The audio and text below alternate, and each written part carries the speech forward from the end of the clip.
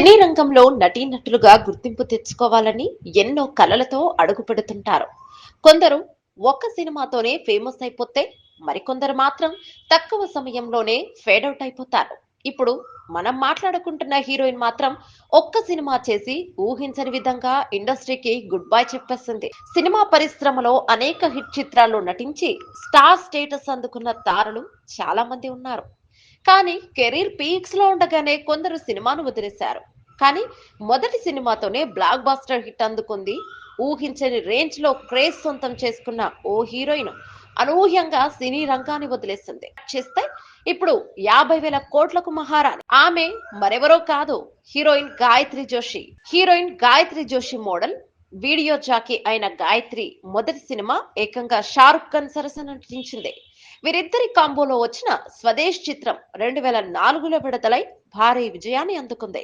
ఈ చిత్రానికి అశుతోష్ గోవారికర్ దర్శకత్వం వహించగా, ఈ చిత్రం షారుఖ్ ఖాన్ కెరీర్ లో అత్యుత్తమ సినిమాగా నిలిచింది. ఇందులో కథానాయికగా నటించిన గాయత్రి జోషి మాత్రం చాలా ప్రశంసలను అందుకుంది.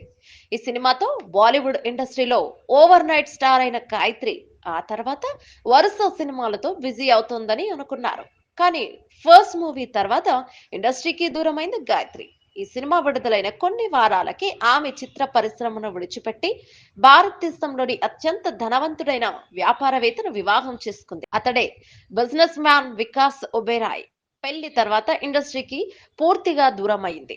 స్వదేశ్ చిత్రం గాయత్రి తన సినీ జీవితంలో ఏకైక చిత్రంగా నిలిచింది.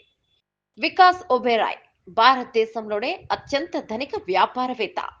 అతడు రియల్ ఎస్టేట్ కంపెనీ అయిన ఒబెరాయ్ కన్స్ట్రక్షన్ కంపెనీకి ఓనర్.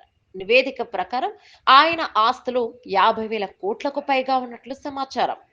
గాయత్రి కుటుంబం దేశంలోని అత్యంత ధనిక కుటుంబాలలో ఒకటి. ప్రస్తుతం గాయత్రి సైతం భర్తతో కలిసి వ్యాపారాన్ని చూసుకుంటుంది.